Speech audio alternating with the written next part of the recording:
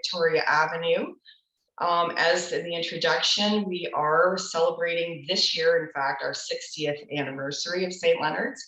We were planning to hold a big event this month, and because of our 60th anniversary. However, with COVID restrictions, we weren't sure if we should plan something so large without knowing what things would be like at this time. So we've kind of put that over till the fall, but we are planning an event to celebrate our 60 years in doing this work.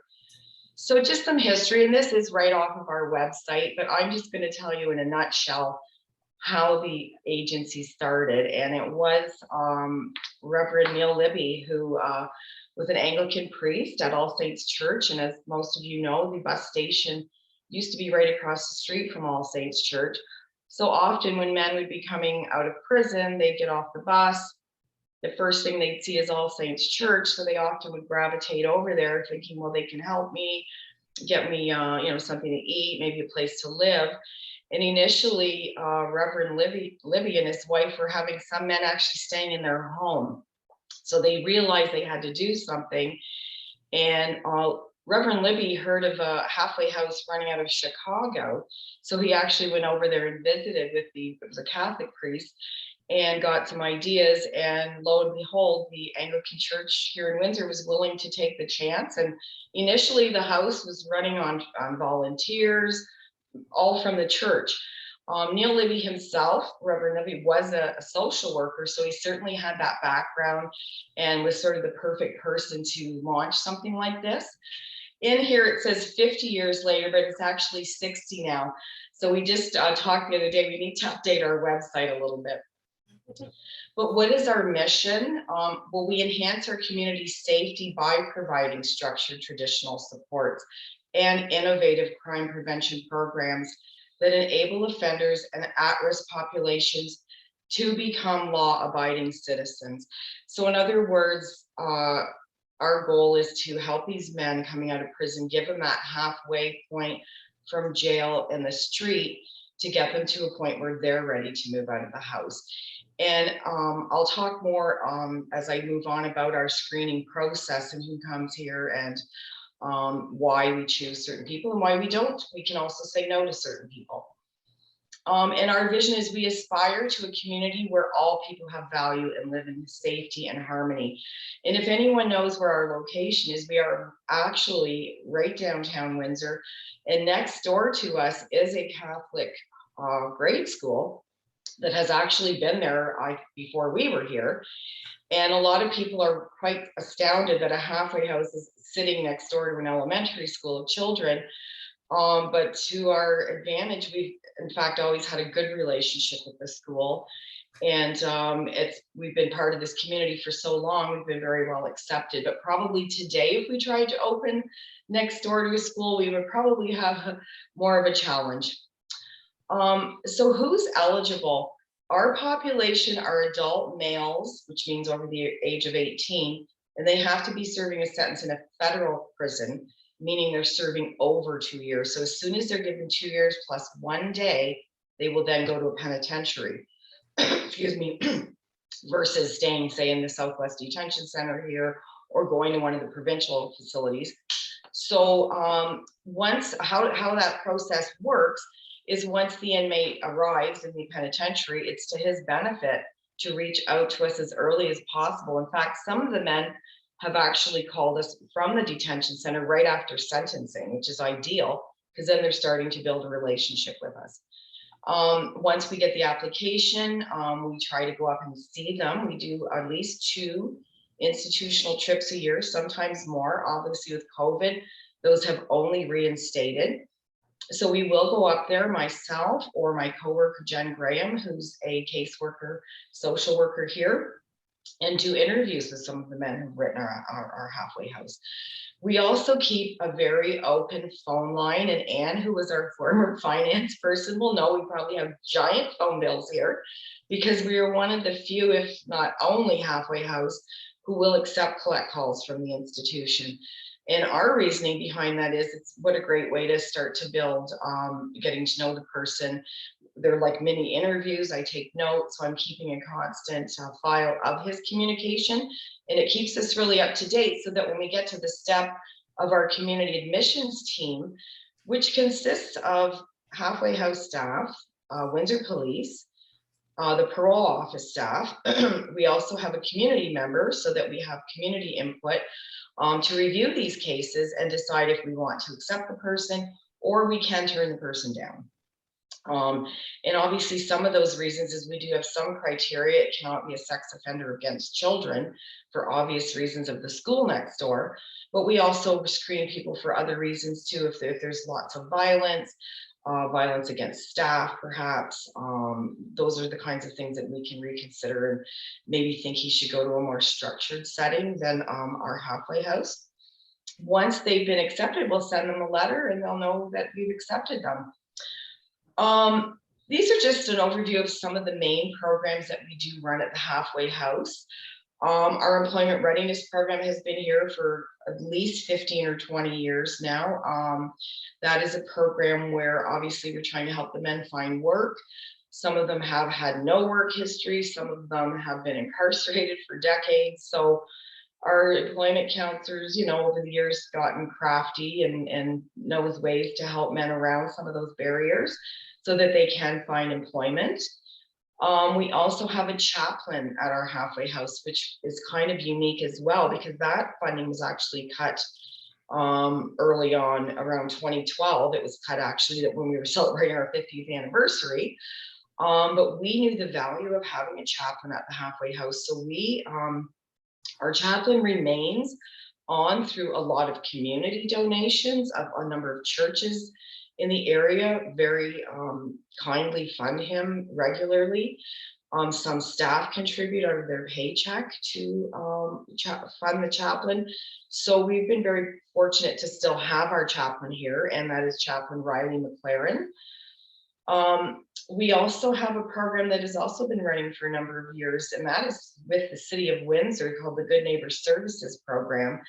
They will actually call our agency, and our employment counselor, or the gentleman who runs the employment program, also oversees this program. So he'll take one or two men along with him, and they'll do graffiti removal, cleanups. They've done snow removal for seniors, anything that the city might notice as an issue that needs to be addressed. For example, yesterday a window downtown blew out with that quick storm we had. And so we got the call to run over and clean it, you know, get the glass off we're close by. It's a good experience for some of the men as well.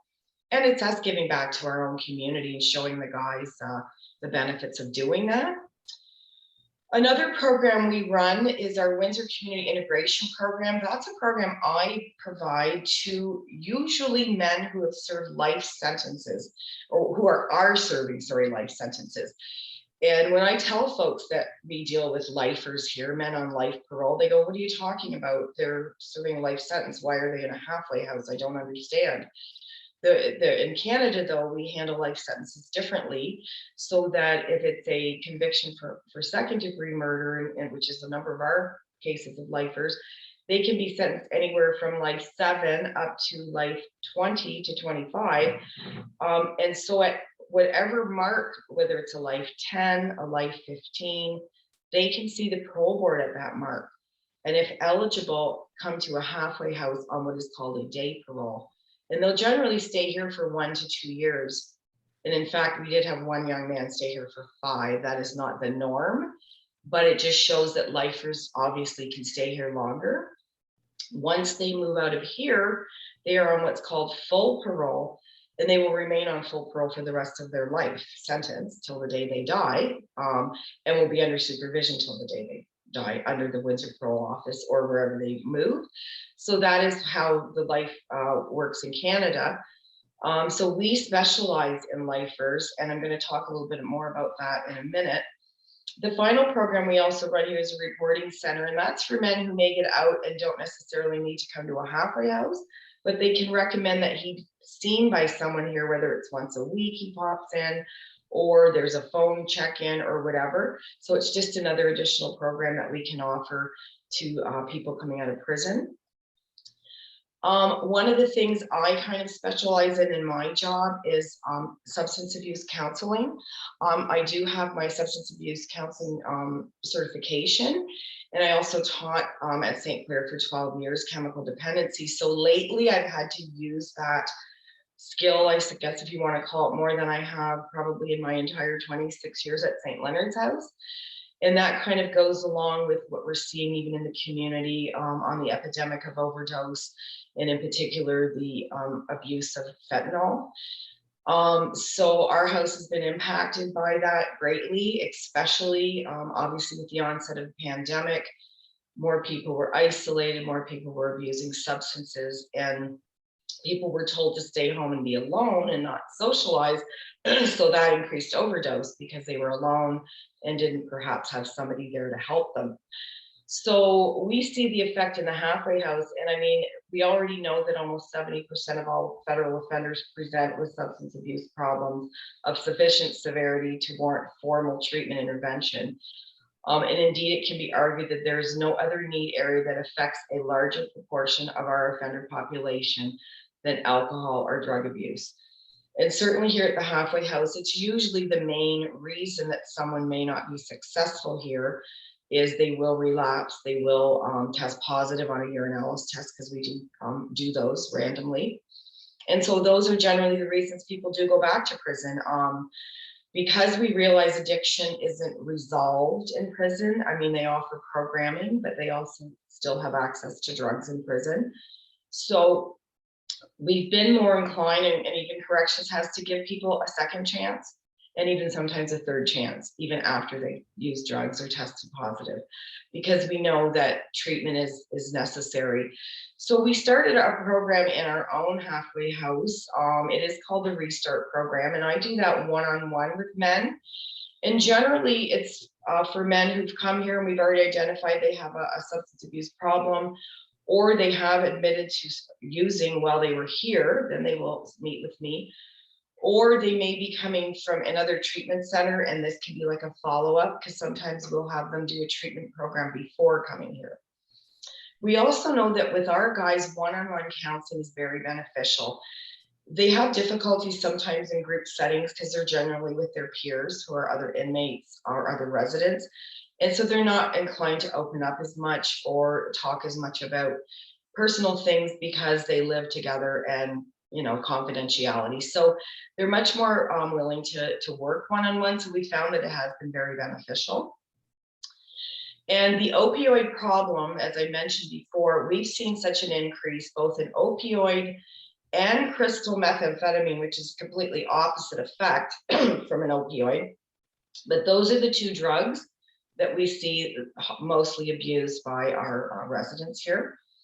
And over to the side here, I just have a picture of well, fentanyl, because that is the drug that we're finding is being highly abused right now, but also a picture of a Narcan kit. We have to keep them on every floor. And we in fact had to use one recently, which was, you know, something we'd hope we'd never have to do here in our facility. But we also knew that there could be a day where it would come. And so staff was able to basically save a gentleman's life here at the halfway house recently. So those are the kind of things that we, you know, deal with, and the changes as the world changes. Another program that we are, I think, one of the few, in fact, we were the first, and we may still be the only, who runs a program for mothers and spouses of offenders. We find that, you know, when you have a loved one who's incarcerated, it's not a topic you can talk about with just anybody, because first of all, sometimes there's shame behind that. The parent or the loved one, you know, feels embarrassed or feels like people will say, well, don't marry him or divorce him, or so they often feel like they have to kind of keep it to themselves what they're going through. So this group was started, and man, it's been running probably now for a good 5 or maybe more years, probably longer. I'm probably off on that. And it is run by our chaplain, Riley, as well as our other caseworker and social worker, Jen Graham. And these women meet every 2 weeks. They have been doing it by Zoom during the pandemic, which actually has turned out to be a good thing, because now women from other communities have been able to join in, because like I said, it is a rare group. So the Zoom, well, in person sometimes is very beneficial. The Zoom has also made it an opportunity to pull in other people.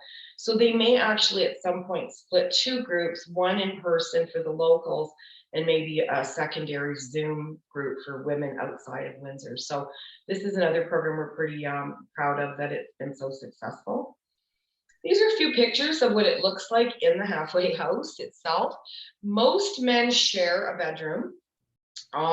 We do have a private floor, which I'll talk about in a minute, for the lifers. And then this is just our living room area, dining area. We have a, communal dining. We try to encourage everybody to eat together. Staff eat as well with the guys. So it feels more like just a community, a family, a home atmosphere.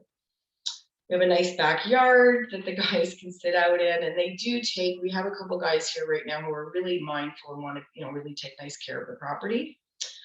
So this is the program I keep referring to when I'm talking about lifers, and the fact that we've been kind of the halfway house who's been known to specialize in working with lifers or men who've served, extremely long sentences. So we initially started as the Lifeline program, and it actually became funded by Correctional Services. They acknowledged the benefit and they were funding it for a number of years. So essentially, in a nutshell, what Lifeline means is you hire a lifer who's now been in the community for several years on full parole successfully. You hire that individual to go into the prison, interview other lifers coming up through their sentence. Early as possible is actually the better time to meet a lifer who's been recently incarcerated, because that's when they're the most vulnerable. There's a lot of suicidal thoughts at the beginning of a life sentence, because in your mind, it's just never going to end. And so the earlier they could get in to see these men, it made that transition so much easier as they cascaded down the various levels of security. And of course, their role is very vital when they're starting to come out into the community, because they've already been out, they can tell them of their own experience. And then we would also, at this point, hire a lifer here at the halfway house who then works with them when they get out. When the funding was cut, we didn't want to lose that program either. So we had to kind of revamp the name and try to find some funding. So the program is currently called Pure Life. We only have one worker who goes into the institution. So obviously he can't do it all, but he does the best he can. And we also, as of the halfway house, take a lot of phone calls from those individuals to try to help out that way with those interviews. We also have hired a new person here just recently to fill our in-house workers program, which we call a sort of an outreach worker, helping the men as they come out of prison and get used to being out in the community again. So it's basically lifers helping other lifers. We are also fortunate that our local parole office allows the lifers to associate with one another, because it's very rare, if not ever, do they allow men to hang around with each other in the community. Once they're on parole, they're usually told not to hang around with each other. However, this program, the peer support is we've seen so many benefits from it that it's been supported now and acknowledged as an actual program. So we call it Peer Life. It's very active in this halfway house. Our lifers help one another every day by giving each other rides, helping each other find work. Once they get out, they can visit one another at their apartments, and it really becomes a support. And I hold lifers socials in the community where we will meet as a group at a restaurant, so they can all kind of come together and meet each other and catch up on how they're doing. I don't know where I am for time. Is it okay? Yeah, you're good. We got about another 8 minutes or so. Okay. Thank you. This is our lifers unit. So to take the lifers program and bring it into a halfway house, in 1997, we added a third floor to the house. So structurally, we were able to do this. So it was built up over top of the kitchen dining area. And it's a unit that looks like an apartment. It has 4 bedrooms. So as you see here, they've got a living room, a dining area. They share a kitchen, and all 4 of them have a bedroom. And so they do their own cooking. We basically only go up there to do checks to make sure they're all physically present at certain times when they're supposed to be. But other than that, it's very independent. So those gentlemen are, you know, basically trying to, and they have to pay for, say, their own cable if they want to get a cable in their room, or their own Wi-Fi, or their own, so they're simulating what it would be like to move out and live on their own. So why that program has worked so well here is because we have experienced lifers, our halfway house has years of experience working with lifers and long-term offenders, because we essentially created the Lifeline program. We were the founders of the program, and we continue to support the Pure Life program. We have the Pure Life outreach worker, which is the gentleman I mentioned we hired in the last 6 or so months. We have a chaplain. Family support can also be vital to a lifer when they come out into the community, and sometimes we are the family support that they have. Phone and written support for lifers inside, which is really integral for them when they come out. The peer support of other lifers, the Lifeline socials I mentioned to you, the employment counselor, the Good Neighbor Services, and city festivals, because we can also get them employment working some of the city festivals, and it gets them a paycheck. So the good thing about that, it shows that the city has really learned to trust the men that we've sent out. They've all done well at any of these work sites that they've been able to work at. We also have strong community supports, resources, and networking over the years that we've been able to build with other agencies. We have programs in the institution that our in-reach worker, Rick Sove, does. One is Breakaway, and he also is doing a Lifers Resource program right now inside. And on occasion, myself or my coworker, Jen Graham, will do institutional presentations to lifers. Jen just did one at Beaver Creek up north last month.